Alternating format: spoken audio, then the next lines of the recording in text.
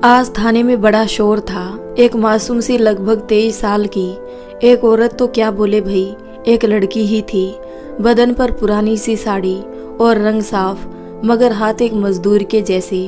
कोमल की जगह सख्त हाथ।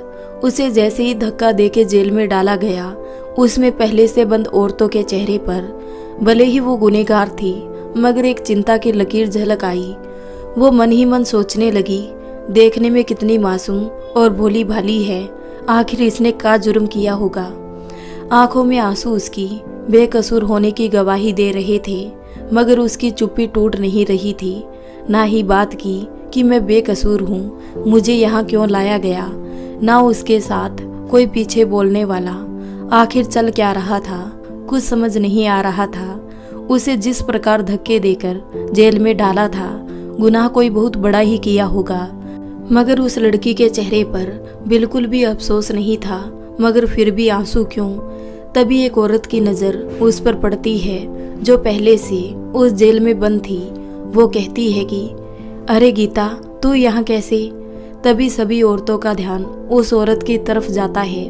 वो सभी उससे पूछती है कि तुम जानती हो इसको, और वो कहती है कि हाँ, ये मेरे चोल में ही रहती है, मेरी तरह ही ये भी सबके घरों में काम करने जाती है, मगर यहाँ कैसे।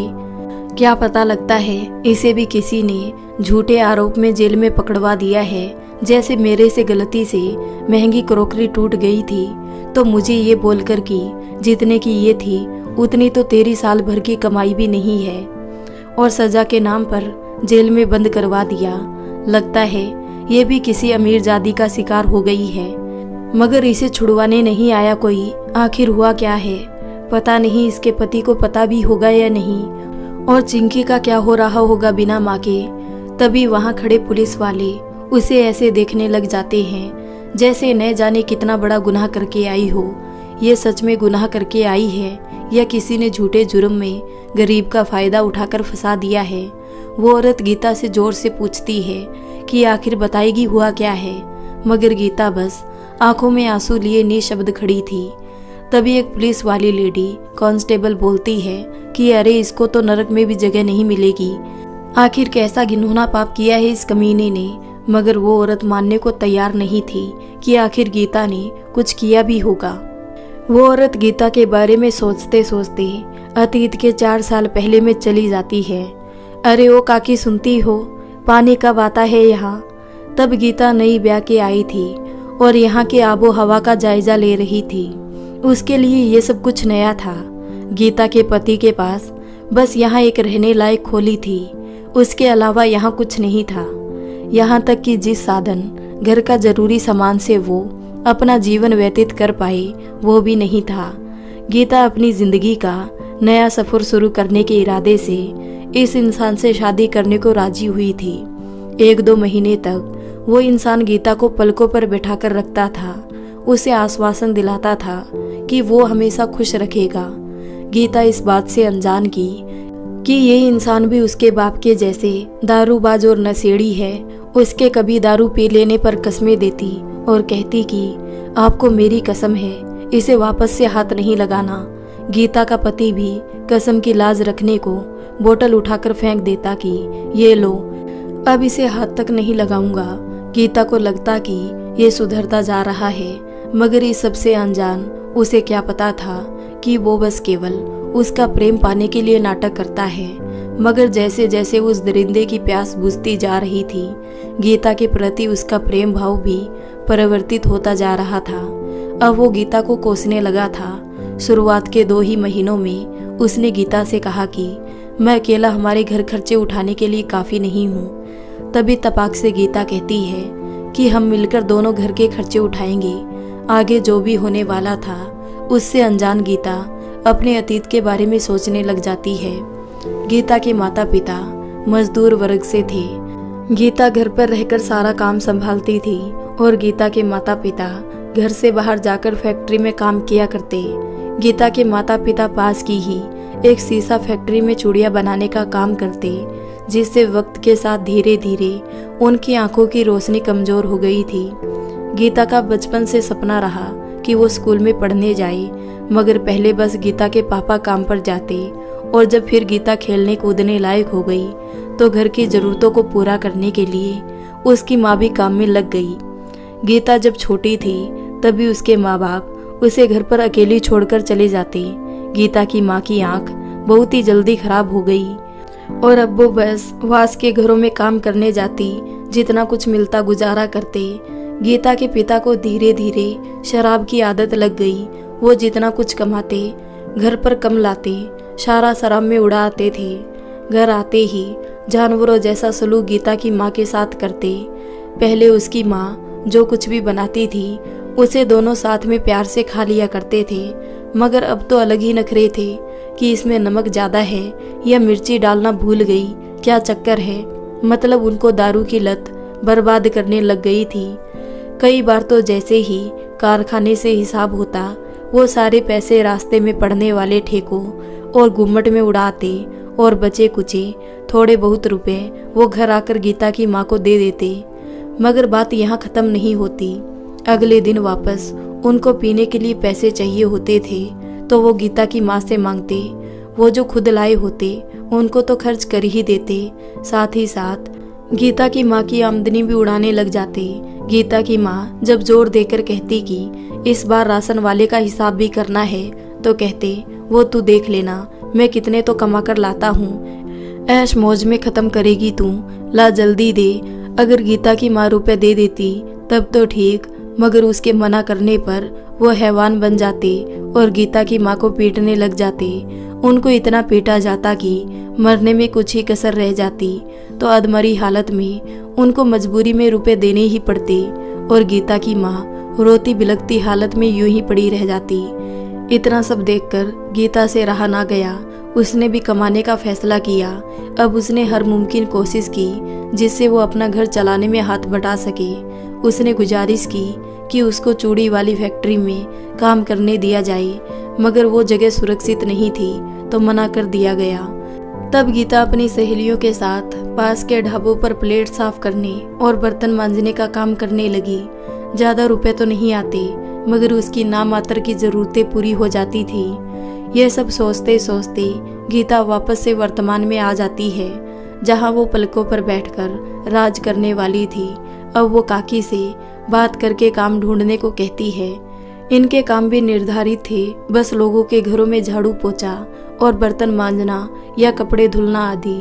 उसे सब आता था तो वो बिना कुछ सोचे दूसरे महीने से काम करने के लिए चली जाती। पहले घर का काम करती और फिर बाहर का, और वापस से फिर घर आकर काम करती और दोनों पति पत्नी साथ में वक्त बिताते। मगर गीता का पति बस इतना ही वक्त बिताता कि दारू पीता और गीता के साथ सो जाता। उसे उसकी भावनाओं की कोई कदर नहीं थी, क्योंकि उसने गीता को उसके माँ बाप से 1 लाख में खरीदा जो था वो बस गीता का इस्तेमाल करता। और इस बात से अनजान गीता कि उसके पति को सिर्फ उसके जिस्म की भूख है और एक नौकरानी खरीद कर लाया है, वो सोचती कि सच्चा प्रेम करते हैं।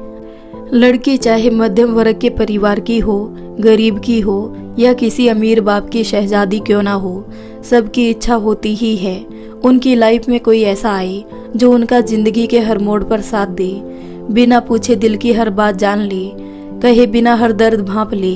हर लड़की जीवन में ऐसा जीवन साथी चाहती है जो उसे सही से समझे। गीता का पति शुरुआत से इतना जुआरी या शराबी ना था। छोटा सा घर और वो अकेला। लोगों को उसकी शादी से पहले बस एक ही अनुमान था कि अरे इसकी शादी कर दो, कोई काले मुड़ की आएगी, इसे अपने आप सुधार देगी। मगर दिक्कत ये थी कि अब ऐसे इंसान से शादी जो दारू पीता हो, मांस मदिरा का खूब सेवन करता हो, आदत जिसकी खराब, चौराहे पर खड़े होकर सिगरेट फूकना और वहां से निकलने वाली औरतों लड़कियों पर कमेंट बाजी करना, इन सब से उसने अपनी छवि सबके मन में बहुत मैली बना ली थी। इन सब के चलते आखिर कौन सा बाप अपनी बेटी का हाथ ऐसे जुआरी के हाथ में दे देता। क्या पता आज जो घर है उसे भी पीने में लगा दे और सारा मामला शराब में सलटा के पत्नी को भी जुए में लगा दे। इतना जोखिम भरा आदमी आखिर कैसे कोई बाप अपनी मासूम सी जान जिसे उसने बचपन से पाला हो इस इंसान को सौंप दे। और फिर लड़की, आखिर उसकी भी तो इच्छा होती है कि यहाँ तक जैसे जिंदगी अकेले कटी सो कटी, कम से कम आगे तो इसके साथ हमेशा एक मत और होना चाहिए जो उसका सब जगह साथ दे। दोनों का एक खुशहाल परिवार हो, जिम्मेदारी हो, मगर उनके साथ एक खुशी भी हो। परिवार में बड़ों का हाथ हो सिर पर, मगर गीता की किस्मत में कुछ और ही लिखा था। बाप अपनी आदतों की वजह से कर्जे में जा चुका था। अब बस तैयारी थी तो उनको घर से निकालने की। लेनदार रोजाना उनकी चौखट पर आकर खड़े हो जाते तगादा करने, और गीता की माँ को उनको बस एक आश्वासन देना पड़ता कि अब से ये सुधर जाएंगे और आपका कर्जा जल्दी ही चुकता कर देंगे। इन सब के चलते गीता की माँ के गहने तक बिक चुके थे। एक औरत अपने गहनों को भी इसलिए सजाकर और छुपाकर रखती है क्योंकि वो उसकी सुंदरता बढ़ाने के साथ साथ मुश्किल वक्त में रिश्तेदारों से भी ज़्यादा अहम भूमिका निभा जाती हैं मदद करने में। मगर उनको भी गीता के पिता गीता की माँ को मार मार कर छीन कर ले गए थे, और ये सब गीता देखती रह जाती। वो ऐसा ऐसी कुछ ना कर पाती, मगर वो ऐसे सोचती कि मेरे पति को समझा बुझा कर रखूंगी और ऐसी नौबत कभी नहीं आने दूंगी, और किस्मत वाला होगा वो इंसान जिसकी ज़िंदगी में मैं जाऊंगी। मगर ये सब लिखा था उसकी ज़िंदगी में, उसे तो कुछ पता भी नहीं था। गीता के पिता उसकी शादी के लिए लड़का ढूंढ रहे थे। ब्याह की टेंशन उनको खाई जा रही थी। आखिर बेटी का ब्याह था, टेंशन तो होनी थी। जाहिर सी बात है, बेटी की उम्र हो गई थी और थी भी खूबसूरत, तो उसके लिए रिश्ते भी बहुत आते। संस्कारी थी, ऐसा नहीं था उसके लिए रिश्ते नहीं आए, आते थे, बहुत आते थे। मगर रिश्ते की बात जब भी चलती, शुरुआत में खूब जोर शोर रहता कि हाँ जी हाँ, ये सही है, वो हमारी बेटी जैसी है। और लड़के के पक्ष वाले कहते कि हम इसको रानी बनाकर रखेंगे। मगर बात जब लेन देन दहेज तक पहुंचती, तब सब बातें धरी की धरी रह जाती कि दिया इनसे कुछ ना जा रहा, और सपने महलों के। इस तरह गीता का रानी बनने का सपना टूटता दिखाई देता। इन्हीं सबके बीच गीता के पिता अचानक किसी ऐसे इंसान से टकरा जाते हैं जो गीता के होने वाले पति का पड़ोसी था। वो बताता है कि आप वहाँ जुगाड़ बिठा लो, लड़का अकेला है और बहुत मेहनती है, इज्जत भी खूब करता है सभी की। अकेला लड़का है और उसके पास तो उसका खुद का घर भी है। आपकी गीता वहाँ रानी बनकर रहेगी रानी। मगर गीता के पिता उस इंसान से पूछते हैं कि उनकी कुछ मांग भी होगी। तभी वो इंसान गीता के पिता के कान में कुछ कहता है। उनकी आंखें चमक जाती है और वो फौरन उस लड़के को देखने के लिए बुला लेते हैं। लड़का सांवला था और दूसरी तरफ गीता तो उसके आगे स्वर्ग की किसी अप्सरा से कम नहीं लग रही थी। वो देखते ही पहली नजर में मर मिटता है गीता की सूरत पर, और दूसरी तरफ गीता उसकी सीरत पर मर रही थी कि ऐसा इंसान जिसने उसके पिता से 1 रुपए नहीं मांगा, वो उनका बेटा बनकर उनकी मदद कर रहा है। दिल का कितना साफ इंसान। गीता मन ही मन सपने सजाने लग जाती है। वो सोचती है कि यहाँ से कितना ज़्यादा खुश रहूँगी मैं उनके यहाँ, रानी बनकर रहूँगी रानी। ऊपर से गीता के माता पिता वो भी गीता को बहुत चने के झाड़ पर चढ़ाए जा रहे थे कि ऐसा रिश्ता दोबारा नहीं आएगा। मगर गीता की माँ थोड़ी नाखुश थी इस रिश्ते से। लगता है उन्होंने उस आदमी और गीता के पिता की बातें सुन ली थी। उसके मन में तो चल भी रहा था कि मना करवा दे रिश्ते की, मगर तब तक वो गीता का होने वाला पति गीता के दिल और दिमाग में अपना घर बना चुका था। गोद भराई के वक्त ही उसने अपने सास ससुर को कर्जे से मुक्ति दिला दी थी और गीता के लिए एक सोने की अंगूठी बनवाई थी। दोनों की सगाई हो गई और उसने गीता को ये महसूस करवा दिया कि वो ही अब उसकी दुनिया है और उसके घर की लक्ष्मी वो ही है। उससे बढ़कर उसके लिए कुछ भी नहीं है। सगाई के बाद शादी की बात निर्धारित की जाती है। गीता ये सोचते सोचते मंत्रमुग्ध हो रही थी कि अब उसकी भी शादी होगी। हर किसी की तरह उसकी भी एक एक रस्म बड़ी धूमधाम से होगी। रिश्तेदारों का आना जाना लगा रहेगा और बिछड़े उन सभी लोगों से मिलने का मौका मिलेगा जो आज तक नहीं मिले हैं। और कहीं ना कहीं ये बात सही भी है। एक बार लोग लड़के की शादी छोड़ देते हैं, मगर लड़की की शादी का रिश्ता मीलों दूर से भी आया होता है। सभी लोग जाकर ही रहते हैं, और जो लोग नहीं आ पाते वो ज़्यादा नहीं तो कम से कम अपनी क्षमता के अनुसार बेटी को मिलने वाला कन्यादान तो किसी न किसी के हाथों पहुंचा ही देते हैं। धीरे धीरे गीता के घर पीली चिट्ठी आती है कि आपके यहाँ विवाह इस दिन तय किया गया है। उस चिट्ठी में बस रस्म और दोनों का विवरण दिया हुआ था और गीता भी इस बात से बहुत खुश हुए जा रही थी कि आखिरकार वो दिन आ ही गया कि उसे भी अब इस नरक भरी जिंदगी से अच्छा जीने का मौका मिलेगा। ऐसा नहीं है कि केवल गीता की ही शादी थी, उस माँ और लड़कियों की भी शादी थी और गीता भी शादियों में जाने के कारण सारे रस्म और रिवाज जानती थी। बहुत दिन हो गए उसके घर ना कार्ड छपे ना कोई मेहमान आया। अब मेहमान तो तब आए जब उनको पता लगे कि आखिर बेटी की शादी है या उनको कहीं से खबर मिलती। बेचारी गीता इस आस में रही कि उसकी सहेलियां आएगी और वो उनके साथ खूब मौज मस्ती करेगी, अपने बचे कुछ दिन हंस खेलकर उनके साथ बात करके बिता लेगी। मगर ना तो उसकी शादी में कोई मेहमान आया और ना ही कोई अड़ोसी पड़ोसी। गीता बस ये ताकती रह गई, उसकी हल्दी कब होगी, उसकी मेहंदी की रस्म कब होगी, उस पर तेल कब चढ़ेगा। गीता की अन्य सहेलियां इस बात का आश्वासन देकर जाती कि तेरे घर रस्म होते ही हम तेरे पास सबसे पहले आ जाएंगी।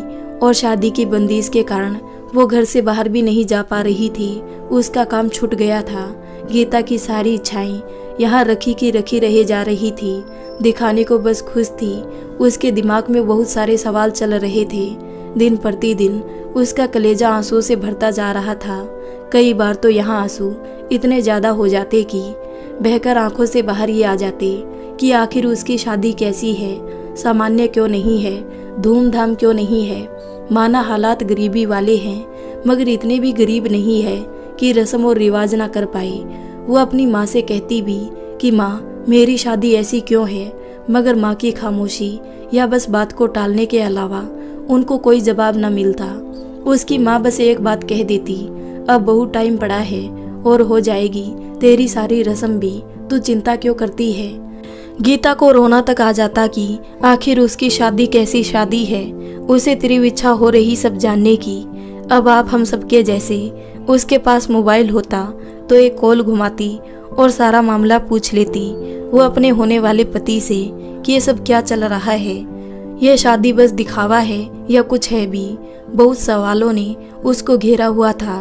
क्या उसके पति के यहाँ भी सभी रस्में रिवाज विधि पूर्वक संपन्न हो रहे होंगे या उनके भी रस्मों और रिवाजों को यूं ही टाला जा रहा होगा। जब सुहाग की मेहंदी ही नहीं होगी तो मेहंदी का रंग कैसे चढ़ेगा हाथों में। वो सोच रही थी कि उसकी भी मेहंदी होती तब उसकी सहेलियां खूब नाचती और उसे तंग भी करती। आखिर वो भी तो अपनी सखियों की शादी ब्याह में उसकी पीली चिट्ठी से लेकर विदाई में साथ रोने तक शादी में 4 चांद लगाया करती थी और आज उसकी ही शादी की रौनक गायब थी। सोच रही थी कि उसकी मेहंदी में पति का नाम लिखा जाता, बहुत गुप्त तरीके से छुपाकर उसे चिढ़ाया जाता कि तू तेरे पति का नाम ढूंढकर बता तो सही। और उसे भी अपनी मेहंदी का रंग परखना था कि कितना लाल या काला हो जाता है। वो भी मेहंदी के आधार पर अपने प्यार का अंदाजा लगाना चाहती थी कि उसका पति उसको कितना प्यार करेगा। और यहाँ उसके हाथों की मेहंदी ही गायब थी। सच में प्यार था भी या ये बस एक सौदा बनकर ही रह रहा था। गीता के घर में शादी जैसी कोई रौनक नहीं थी। सब बस हाथ पर हाथ रखकर बैठे थे, उतावले थे तो बस बारात को लेकर। और गीता भी अजीब दुविधा में थी। सवालों ने उसे चारों तरफ से घेरा हुआ था। तभी शादी वाला आखिरी दिन आता है। गीता के पिता को एक इंसान 20,000 की गड्डी पकड़ा जाता है और कहता है कि शादी की तैयारियां धूमधाम से करनी है। गीता के पिता एक ही दिन में सारा इंतजाम कर देते हैं, जैसे उन्होंने पहले से सब तैयार कर रखा था। इंतजार बस रुपयों का था। गीता के पिता बाजार जाते हैं और अड़ोस पड़ोस में सबको निमंत्रण दिया जाता है कि आज गीता की सारी रस्में विधि पूर्वक संपूर्ण करवाई जाएगी। उसकी माँ बताती है कि नक्षत्र और ग्रह दशा ठीक नहीं थी, इस वजह से सारे अवसर टाले जा रहे थे। आज का दिन सबके लिए शुभ है और अड़ोसी पड़ोसी ज्यादा दिमाग ना लगाते हुए उसकी जिंदगी में एक बार आने वाली खुशी में शामिल हो जाते हैं। गीता के पिता सारे सामान का इंतजाम कर देते हैं, हल्दी, तेल और मेहंदी सबका इंतजाम कर देते हैं। बारी बारी से सभी रस्में पूरी की जा रही थी। आज गीता का चेहरा खिला खिला लग रहा था, मगर ये खुशी सच में खुशी ही थी या दिखावा। आस पड़ोस की औरतों का गाना बजाना और गीता का हंस खेलकर बातें करना लग रहा था गीता मन ही मन बहुत ज़्यादा खुश है। वक्त का पता भी नहीं लग रहा था, कहाँ भागे जा रहा था। मगर गीता अब भी अचरज में थी कि शादी का माहौल है, मगर ये बस घर ही घर में है। आस पड़ोस की इन 4 औरतों के अलावा किसी को कानों कान खबर क्यों नहीं है। मगर जो भी हो, गीता अब खुश थी। कम से कम उसकी शादी अब थोड़ी शादी सी लग रही थी। मेहमानों का आना जाना बिल्कुल नहीं था, यहाँ तक कि कोई सगा संबंधी भी नहीं आया, ना ही लोगों के खाने पीने का इंतजाम। आखिर एक हलवाई आता है, मगर वो हलवाई इसलिए नहीं आया था कि बारात का भोजन तैयार करना था। वो बस 20 से 30 लोगों का खाना तैयार करने वाला था, जिसकी बात पहले से तय हो चुकी थी, और वो बस खाना बनाकर भागने की तैयारी के साथ आया था।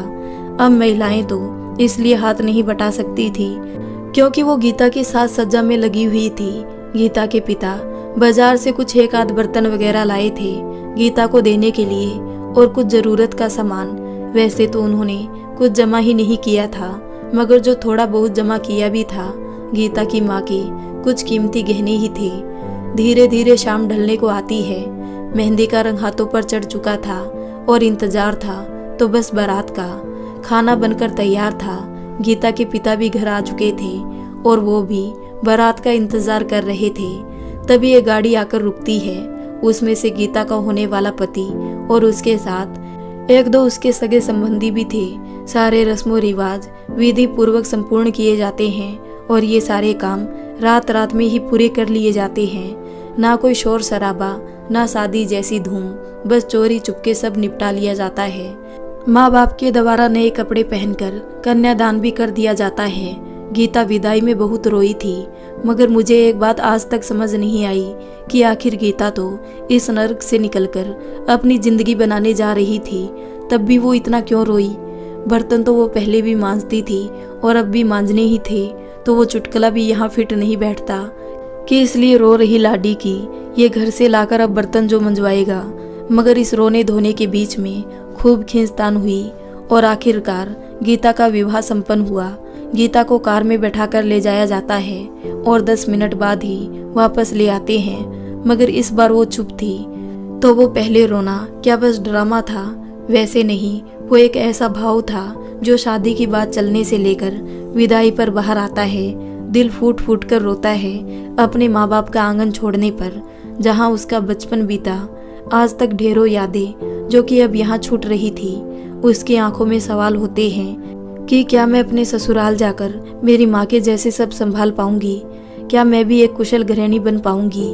गीता को गाड़ी में ही छोड़कर गीता का पति घर आता है और गीता के पिता से हिसाब किताब संपूर्ण करके उनको रुपए देकर और आशीर्वाद लेकर अपने घर जाने को तैयार हो जाता है। दोनों का रास्ता बातों बातों में यूं ही गुजर जाता है और यहाँ उसके घर पर काकी और कुछ एक आध औरतें गीता का स्वागत करने के लिए खड़ी होती है।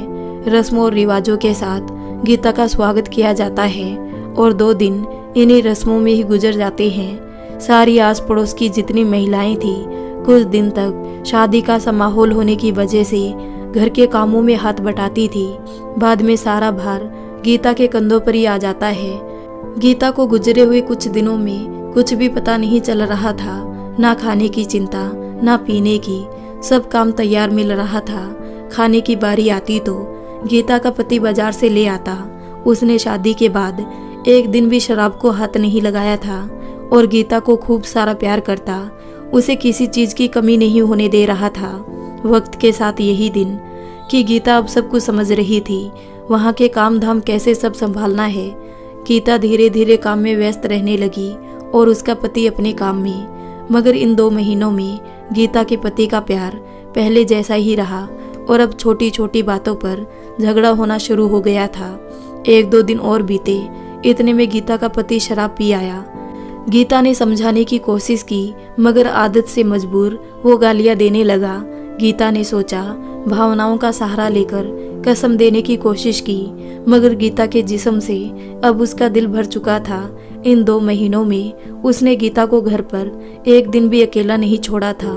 जब उसका सारा पैसा खत्म हो गया तब वो बाहर जाने लगा और कमाकर 1 भी रुपया घर नहीं देता। धीरे धीरे उसका असली चेहरा सामने आ रहा था और कुछ आस पड़ोस की औरतों और लड़कियों से उसके कर्म कांड के बारे में जाना तो गीता को मन ही मन अफसोस होने लगा, इससे अच्छा तो उसका मायका ही था। मैंने गलत ही अपनी जिंदगी इस जल्लाद के हाथों में सौंप दी है। अब गीता का पति गीता पर बंदिशें लगाने लगा था। उसको घर पर दो बात नहीं करने देता था, ना ही उसको खुलकर जीने दे रहा था। गीता कई बार भावनाओं में बह जाती और आत्महत्या करने का विचार उसके जहन में आ जाता, मगर वो हर बार असफल हो जाती। अब तो गीता को धीरे धीरे आदत होने लगी। हालातों से समझौता करते करते उसे समझ आने लगा कि इस इंसान से कैसे जूझना है। ये इंसान बस मांस, मदिरा और जिस्म का भूखा है, इसलिए बेहतर होगा कि इसके भरोसे ना रहकर खुद के पैरों पर खड़ा हो लिया जाए। अब एक दो बार बहस करके और लड़ाई झगड़ा करके गीता भी काम के लिए घर से बाहर जाने लगी। गीता का पति जो भी कमा कर लाता वो उसमें से 1 रुपए भी ना मांगती और अपनी कमाई गई सारी पूंजी को वो जमा कर देती। अभी साल भर ही बीता था, गीता पेट से हो गई। जब इस बात की खबर गीता के पति को लगी तो वो फूला ना समा रहा था। उसकी दारू वापस छूट गई और अब वो अपनी पत्नी की देखभाल करने लगा। उसने गीता को मना किया कि अब वो काम पर ना जाया करे, घर ही रहकर काम किया करे और आराम कर लिया करे। मगर गीता को जब पता चला कि वो पेट से है, तब तक 2 महीने हो चुके थे और गीता अभी घर रहकर इतना आराम नहीं करना चाहती थी। वो अपने पति की रग रग से वाकिफ हो चुकी थी। गीता समझ चुकी थी ये देखभाल, ये दिखावा सिर्फ इसलिए है क्योंकि गीता की कोख में उसका बच्चा है।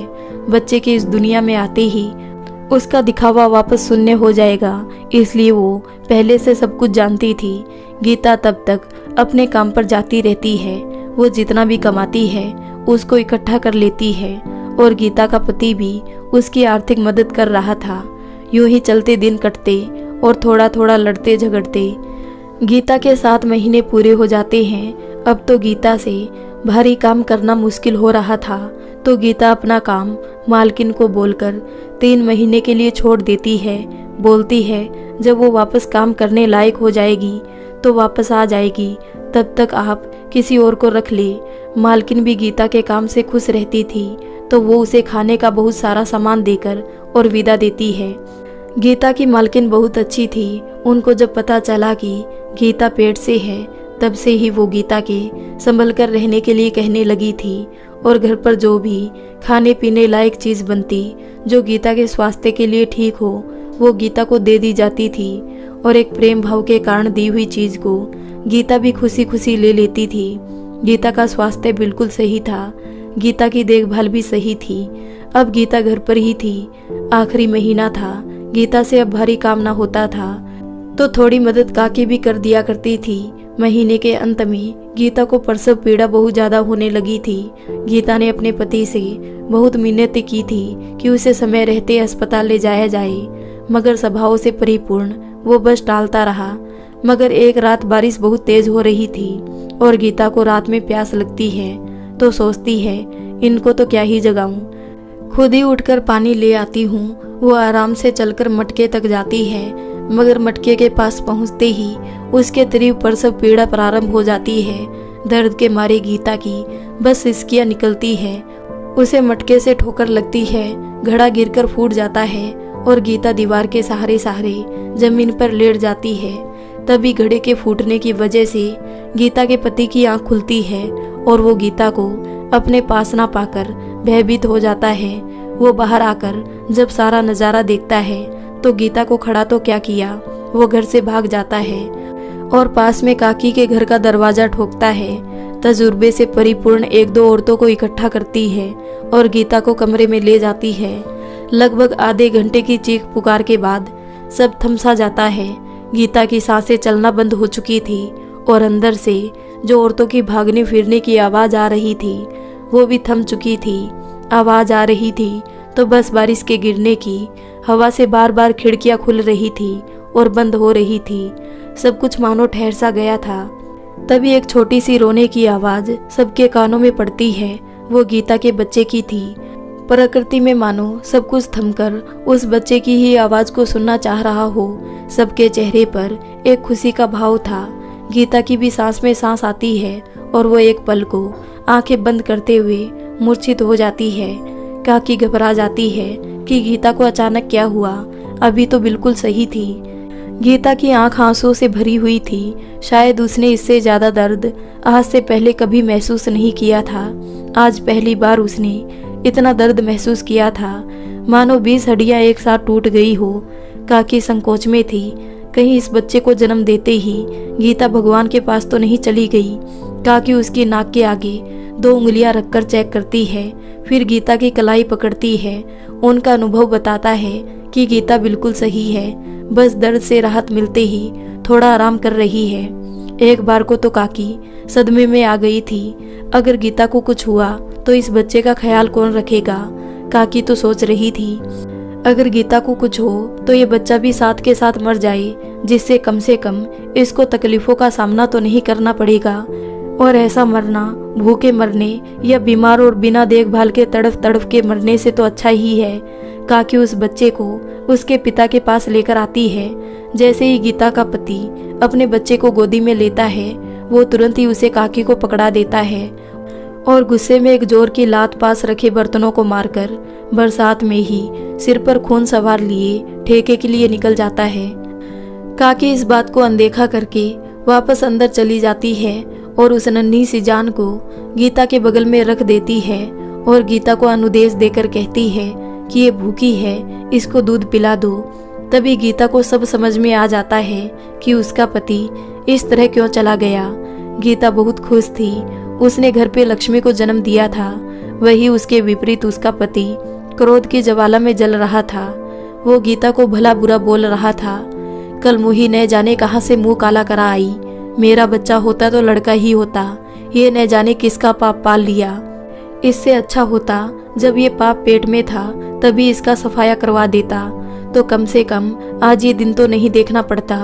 गीता इस सब से बेखबर अपनी बच्ची को दूध पिलाने में ध्यान देती है।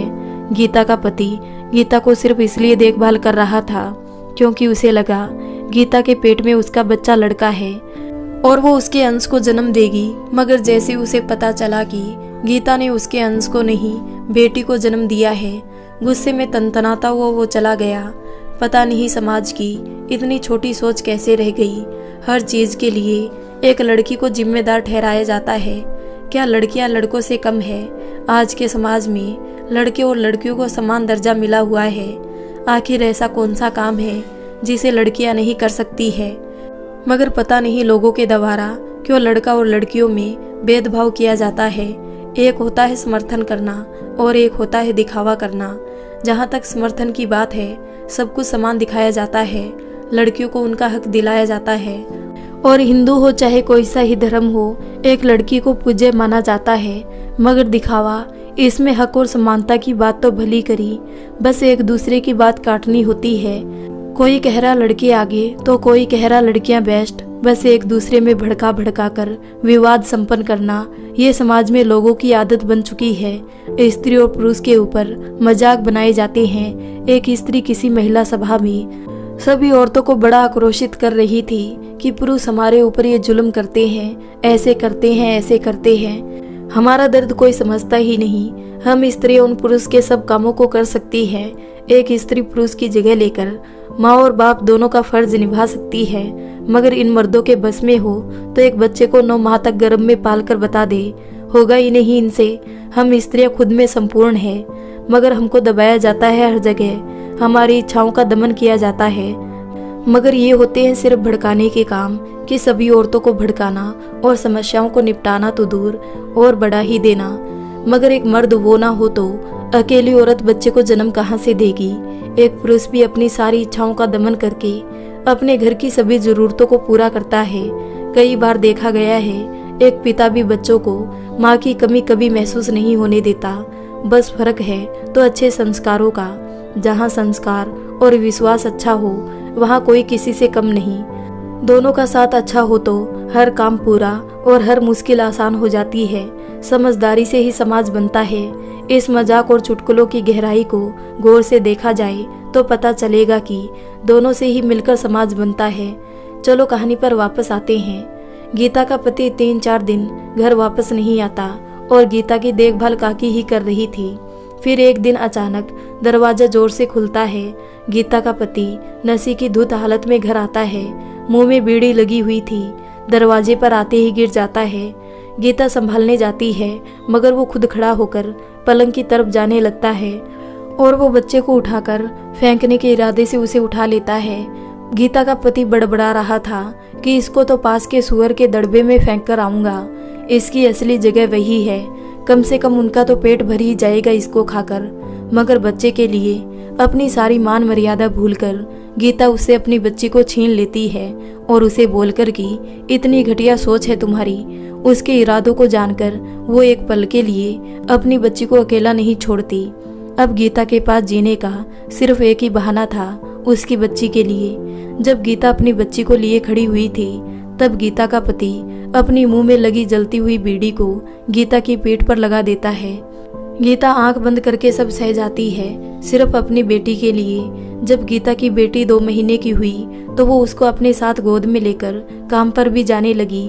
आखिर उसका पति गीता की कोई जरूरत को पूरा नहीं करता था और मिलने वाले ताने और उसके द्वारा किए जाने वाले शोषण से थक हार कर वो काम पर जाने का इरादा बना चुकी थी। इसी तरह जूझते हुए आज 4 साल गुजर चुके थे। गीता इस डर से अपनी बच्ची को आंखों से ओझल नहीं होने देती, कहीं ये किसी शोषण का शिकार न हो जाए तो उसे घर में भी खतरा लगा रहता था। नरक से बदतर जिंदगी हो रखी थी उनकी। गीता सोचती थी कि इससे अच्छा तो बापू का घर था, कम से कम चैन से खा पी सकते थे और ऐसे शोषण नहीं होता था। मगर इस दरिंदे ने इस तरह गीता को फंसाया हुआ था कि शादी के बाद इन 5 सालों में गीता की एक बार भी घर पर बात नहीं हुई थी। तभी लेडी कांस्टेबल की फटकार के साथ गीता की सोच टूटती है कि अबे वो हत्यारिन अब किसको मारने की साजिश रच रही है मन ही मन। जैसे ये शब्द काकी के कान में पड़ते हैं, वो स्तब्ध रह जाती है कि ये इतनी मासूम सी और भोली भाली सी छोटी सी चींटी के मरने पर तो इसका दिल भर आता है। ये भला किसी की हत्या क्यों करेगी। काकी ये मानने को कैसे भी तैयार नहीं थी कि इसने कुछ किया भी होगा। जरूर वो कंजर दारू पीकर कहीं से लड़ झगड़ कर आया होगा, किसी दूसरे की औरत पर डोरे डाल रहा होगा तो हाथापाई हो गई होगी। किया कराया सारा उस कपूत का और भुगत रही बेचारी गीता। ये सब कुछ काकी लोकअप वाली औरतों को बता रही होती है। तभी लेडी कांस्टेबल एक कुटिल मुस्कान के साथ मुस्कुराकर कहती है कि ऐसी ही भोली सूरत वाली लड़कियां अंदर से शातिर होती है। बेचारे इसके पति ने किसी के साथ झगड़ा नहीं किया, इसने धारदार चाकू से 2 कत्ल किए हैं और हमने इसको रंगे हाथों पकड़ा है।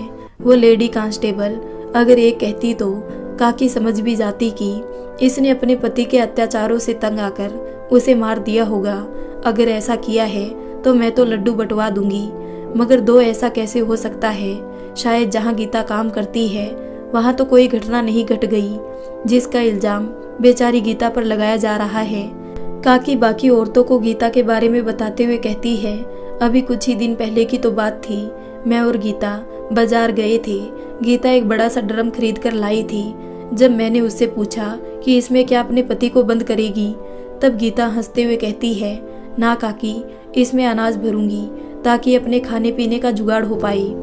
वैसे उपाय अच्छा है, मन करता है उसे तो किसी बक्से में बंद करके और गहरे समंदर में फेंक आऊं। उसने मुझे और छुटकी को बहुत परेशान करके रखा हुआ है। उसके बारे में सोचते ही रूह कांप जाती है काकी। गीता बड़े से बर्तन के साथ ही अनाज को सुरक्षित रखने वाली गोलियां ले लेती है। एक बार को काकी तो सलाह देती है, तो एक काम कर, इसमें से एक गोली उसके खाने में मिला देना। आगे जो भी होगा हम सब देख लेंगी। कम से कम तुम्हारा जीवन तो सुधरेगा उस जल्लाद पर से। मगर जब से मैं यहाँ आई हूँ मैंने ध्यान ही नहीं दिया कि हुआ क्या है। बाकी का सब तो गीता ही बताएगी।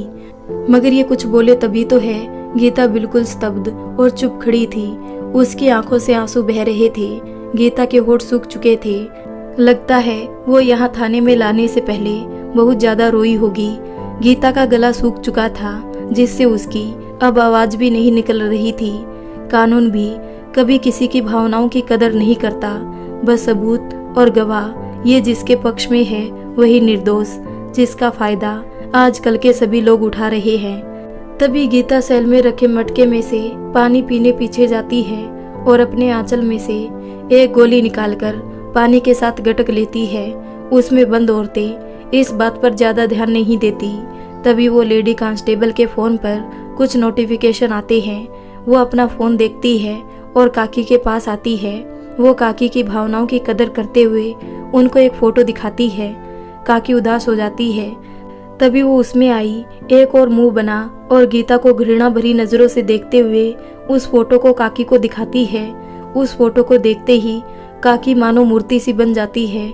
उनके पैर वहीं जम जाते हैं और खुद का भार ना संभाल पाने के कारण उनके पैर जवाब दे जाते हैं और वो वहीं गिर जाती है और जोर जोर से रोना शुरू कर देती है।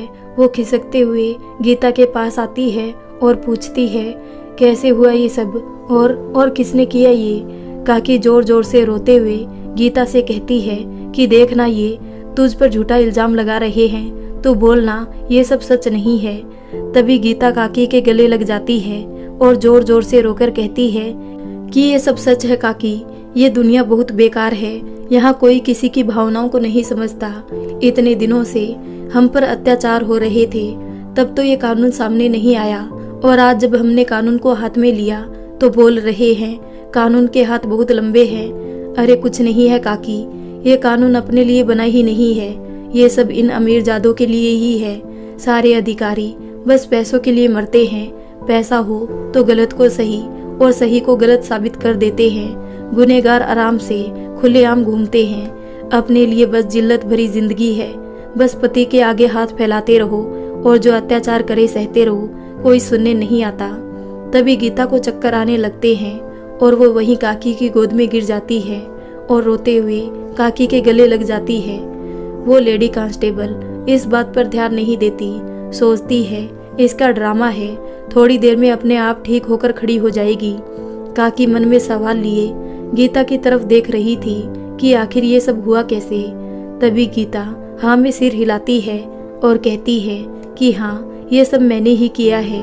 काकी कहती है कि भले ही वो कैसा भी था, मगर था तो तेरा पति ही, और उसको इस तरह से चाकू से घोंप घोंप कर मारना मेरी सोच से भी परे है। तभी दूसरी तस्वीर का ख्याल आते ही काकी गीता से पूछना चाह रही थी, मगर उनके मुंह से शब्द नहीं निकलते, बस चुटकी कहते रह जाती है और आंखों से बहते आंसू रुकने का नाम नहीं ले रहे थे। तभी गीता हाँ में सिर हिलाती है। गीता का शरीर धीरे धीरे नीला पड़ता जा रहा था और काकी के ललाट पर सवालों की लकीरें बढ़ती जा रही थी, और ये सबसे बेखबर वो लेडी बस ताने मारे जा रही।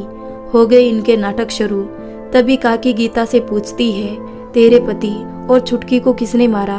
तभी वो लेडी बड़े ही तीखे स्वर में बोलती है, अरे और किसने, इसने ही मारा है। पहले अपने पति को बड़ी ही बेरहमी से चाकू से कम 20 बार घोंप घोंप कर उसका कत्ल किया है, और इसकी बेटी ने इसको ये सब करते देख लिया होगा तो इसने अपनी बेटी का भी गला काटकर हत्या कर दी ताकि ये सारे सबूत मिटा सके। अगर पास के लोगों ने चीख सुन के पुलिस को ना फोन किया होता तो ये तो कब का सारे सबूत मिटा चुकी होती और अपने पति की लाश को ठिकाने भी लगा चुकी होती।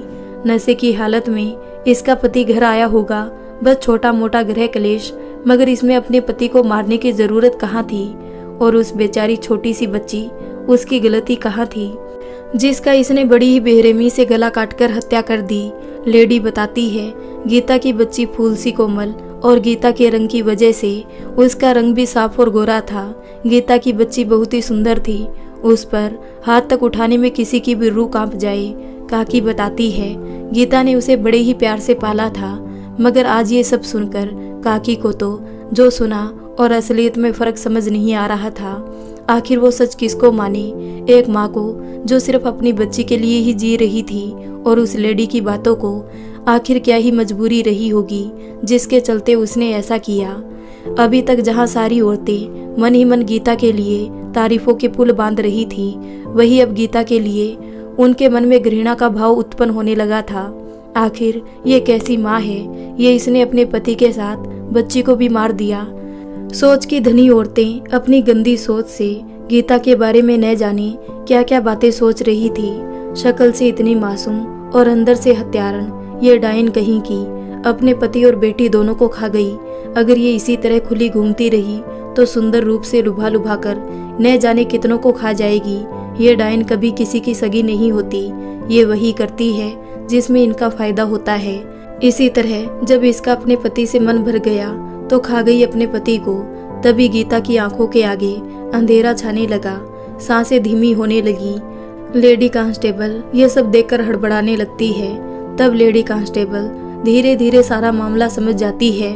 जब वो गीता को पकड़कर ला रही थी तब गीता जल्दी से भागकर जहाँ वो खाना पकाती है वहाँ तक गई थी और वहाँ से कुछ गोली उसने एक डिब्बी में से निकालकर अपने कपड़ों में छुपा ली थी और वही गोली इसने निकालकर अभी अभी खाई थी। इसका मतलब इसने जो अभी अभी गोली खाई थी वो सल्फास की गोली थी और इसी से इसकी ये हालत हुई है। लेडी कांस्टेबल जल्दी से थानेदार को सारा मामला बताती है, मगर गीता की आंखों के सामने अब अंधेरा छाने लगा था। तभी उसकी आंखों के सामने कल का सारा दृश्य घूमने लग गया। गीता की सारी यादें ताजा हो रही थी। उसकी पूरी जिंदगी एक बार फिर उसकी आंखों के आगे से गुजर रही थी। कहीं कहीं उसकी यादें ठहर रही थी तो कहीं जल्दी से निकले जा रही थी। कल का दृश्य याद आते ही गीता स्तब्ध हो जाती है। गीता अपनी बच्ची के साथ खेल रही थी, तभी धड़म से दरवाजा खुला। गीता डर गई थी मगर फिर भी अपने पति से कहती है, आ गए आप। तभी वो गुस्से से गुर्राते हुए, दिख नहीं रहा तुझे, तेरी फूट गई क्या? वो पी के आया था मगर उसे और भी शराब पीनी थी। खाली बोतल उसके हाथ में थी। वो गीता से पैसे मांग रहा था मगर गीता ने ना में सिर हिलाकर मना कर दिया कि उसके पास रुपए नहीं है। मगर ना सुनते ही गीता का पति तमतमाया और गुस्से से अपना आपा खोने लगा। उसने गीता की तरफ बोतल को फेंक कर मारी। वो बोतल गीता को लगते लगते बची। गीता का पति गीता को पीटने पर उतारू हो आया था। उसने गीता को जोर का थप्पड़ जड़ा, वो भी गीता के गाल पर। उसकी चारों उंगलियों के निशान गीता के गाल पर लग गए थे। वो गीता से वापस उसके रखे हुए पैसों को मांग रहा था मगर गीता ने देने से साफ इनकार कर दिया। गीता ने इन रुपयों को गेहूं खरीदने के लिए छुपा कर रखा था, मगर वो इन रुपयों को इसको दे देगी तो गीता और उसका परिवार खाएगा कहाँ से। मगर इस सबसे अनजान गीता के पति पर शराब का नशा चढ़ा था। वो गीता के साथ मारपीट करने लग गया। तभी गीता की बच्ची रोती बिलखती उसके पास आई और अपनी माँ को छुड़वाने की नाकाम कोशिश करने लगी। तभी गीता के पति ने छुटकी को धक्का दिया। छुटकी दूर जाकर गिरी। वो गीता को पीटे जा रहा था मगर गीता इस बार पैसे नहीं देने वाली थी। तभी गीता के पति के दिमाग में न जाने क्या आता है और वो पास पड़ा चक्कू उठाकर गीता को छोड़कर उसने छुटकी को पकड़ लिया और धमकाते हुए कहा, जल्दी से सारे पैसे निकाल कर ले आ, नहीं तो इसका गला अभी धड़ से अलग कर दूंगा। गीता की मानो जान गले में आ गई थी। ये पहली बार नहीं था जब उसने गीता को धमकाया हो, इसलिए गीता भागी भागी गई रुपए निकालने। खाने की गेहूं की परवाह को छोड़कर गीता तो अपनी जान तक देने को तैयार थी छुटकी के लिए। जब तक गीता रुपए निकाल कर नहीं लाती वो बेरहम सा बच्ची के गले पर चाकू गड़ाए जा रहा था। हल्का हल्का सा रक्त छुटकी के गले से बहने लग गया था। गीता का पति अपने होश खोकर बस रुपए लेने का इंतजार कर रहा। बेचारी कोमल सी छुटकी, उसको बहुत पीड़ा हो रही थी। वो रोना चालू कर देती है जोर जोर से। डरी सहमी बच्ची और कर भी क्या सकती थी। गीता सहजे हुए सारे रुपए निकाल लाती है। गीता के पति ने सारे रुपए लेकर जेब में रख लिए मगर उसने छुटकी को अब भी ना छोड़ा था। अब उसका इरादा बदल चुका था। अब वो छुटकी को सिर्फ पैसे के लिए नहीं पकड़ा था। उसकी आंखें खून से लाल हो गई थी। अब वो छुटकी को मारना चाह रहा था मगर एक माँ ये सब भांप लेती है और वो छुटकी को अपने पति के हाथों से छुड़वाने की कोशिश कर रही थी। गीता का पति अपनी पकड़ और मजबूत करता जा रहा था। गीता के पति ने गीता को धक्का मारा और गीता फूटी हुई बोतल के टुकड़ों में जाकर गिरी। अब जैसे ही गीता का पति छुटकी पर हमला कर रहा था, उसने उन टुकड़ों में बोतल के सिरे वाले नकुले हिस्से को उठाकर सीधा अपने पति की तरफ दे मारा। गीता के पति को वो टुकड़ा सीधा उसकी छाती पर लगा और वो दर्द के मारे लड़खड़ाकर पीछे गिर गया। उसके चाकू से छुटकी को गहरी चोट लग चुकी थी। पीछे गिरने के कारण जैसे ही छुटकी थोड़ा आजाद हुई, सीधा माँ के पास भागकर आई और दर्द के मारे खून से लथपथ रो रही थी। गीता अब इस सब से बहुत डरी और गुस्से में थी। उसका गुस्सा शिखर पर था। वो खड़ी होकर सीधा अपने पति के पास गई। गीता ने उससे चाकू छुड़ा लिया और गुस्से में एक जोर का वार उसके सीने पर किया। चाकू उसके कलेजे को चीरते हुए आर पार हो गया, मगर गीता यहाँ पर ही नहीं रुकी। उसने यूं ही वार करना जारी रखा। गीता के पति की बहुत तेज तेज चिल्लाने की आवाज बाहर तक आ रही थी, जिसे सुनकर अड़ोसी पड़ोसी दौड़ पड़ते हैं। मगर पड़ोसियों के आने से पहले ही गीता अपने पति के सीने में कम से कम 20 बार चाकू घोंप चुकी थी। गीता रोती जा रही थी और वार पे वार किए जा रही थी, जिससे उसकी मृत्यु हो गई थी। अब गीता इसी गुस्से में खड़ी होकर सीधा अपनी बेटी की तरफ आई और एक जोरदार प्रहार उसने अपनी बेटी पर किया और उसे भी मौत के घाट उतार दिया। प्रहार करते ही उसने अपनी बेटी को गले से लगाया। वह जैसे ही अपने सीने पर प्रहार करने वाली थी, लोगों ने उसे आकर पकड़ लिया और चाकू छुड़वाकर इसी हालत में छोड़ दिया। किसी जानकार ने पुलिस को फोन लगाया और घटना की सारी जानकारी पुलिस स्टेशन में दी गई। जैसे ही पुलिस आई, गीता खड़ी होकर सबसे पहले किचन में गई और जो गोलियां उसने रुपयों के साथ गेहूं को सुरक्षित करने के लिए लाई हुई थी, उसमें से एक गोली निकालकर अपने कपड़ों में छुपा ली और महिला कांस्टेबल उसे पकड़कर यहाँ जेल में ले आई। FIR में गीता के बारे में लिखा गया, एक औरत जिसका नाम गीता है, जिसने घर के आपसी झगड़े के कारण झगड़ा ज्यादा होने पर गुस्से में धारदार चाकू से अपने पति पर 20 बार हमला किया, जिससे पति की मौके पर ही मौत हो गई। लेकिन तब भी गुस्सा शांत न होने पर उसने अपनी बेटी पर हमला किया और उसका भी गला काट दिया, जिससे बच्ची की भी मौके पर मौत हो गई। गीता भी इसका बिल्कुल विरोध नहीं करती। ये आज का कानून क्या न्याय दिलाएगा गीता को, जो सिर्फ सबूतों के आधार पर चलता है। मगर लोगों को ये नहीं पता, आजकल सारे अत्याचार सब गरीब लोग ही सहते हैं, क्योंकि जिनके पास पैसा होता है वो सबूत भी इतने खरीद लेते हैं जितना बड़ा तो गुनाह ही नहीं होता, और बेगुनाहों को बिना गलती के सजा हो जाती है। सबूत के रूप में किसी की भावनाएं कभी नहीं देखी जाती, तो ये अदालत क्या सजा देगी किसी को। गीता, जिसे अपनी बेटी खुद की जान से भी प्यारी थी, उसने उसके लिए क्या कुछ नहीं सहा। जब वो पैदा हुई थी तब वो सुंदर और बहुत नाजुक सी थी, गीता के जैसा गोरा भूरा रंग। मगर बेचारी की गलती सिर्फ इतनी थी, वो एक लड़की थी और वो उस समाज में पैदा हो गई जहाँ लड़कियों को बस गंदी निगाह से देखा जाता है। उस पर ताने बचपन से ही शुरू हो गए, मैं इतना काला सा, ये नाजायज बेटी कहाँ से पैदा कर ली, अपने कौन से मालिक के साथ तूने मुंह काला किया कलमुही। उसने न जाने कितनी ही बार बच्ची को फेंकने की कोशिश की, मगर गीता हर बार अपनी बच्ची को बचा लेती और अपनी नजरों से जरा भी दूर नहीं करती अपनी बच्ची को। जब छुटकी 1 साल की हुई तब पापा के आने पर वो उनके पास इस उम्मीद से जाती, पापा शायद प्यार करेंगे इसको। मगर गीता का पति निर्दयी बाप बच्ची के फूल जैसे बदन पर जलती हुई सिगरेट और बीड़ी बुझा देता। बच्ची जलने के कारण बिलबिलाती हुई सीधा माँ के पास आती।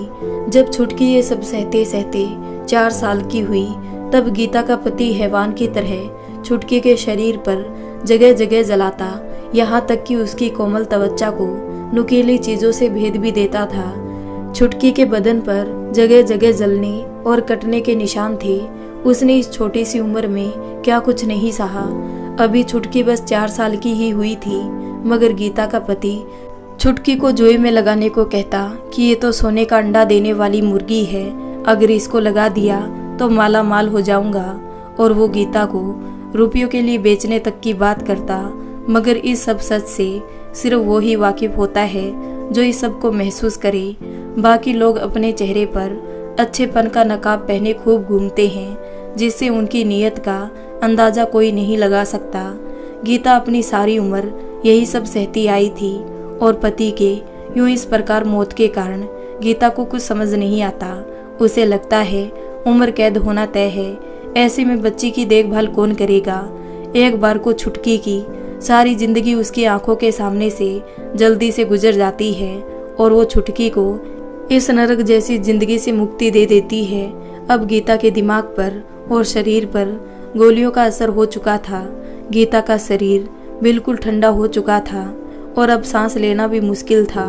ये सब सोचते हुए उसकी आंखों से एक आंसू झलकता है और वो गर्म आंसू की बूंद साइड से होती हुई कान के पास वाले बालों में समा जाती है। यही गीता ने आखिरी सांस ली। लेडी कांस्टेबल और सभी औरतें जब तक कुछ समझ पाती, उससे पहले गीता अपना दम तोड़ चुकी थी। गीता ने और उसकी बेटी ने जितना कुछ सहा था, उसका न्याय उनको दिलाने वाला कोई नहीं था। इसलिए गीता को दोषी करार करते हुए फाइल बंद कर दी जाती है। दोस्तों, तो आपको ये कहानी कैसी लगी? अगर अच्छी लगी हो तो वीडियो को लाइक कर दें, हमारे चैनल को सब्सक्राइब कर लें।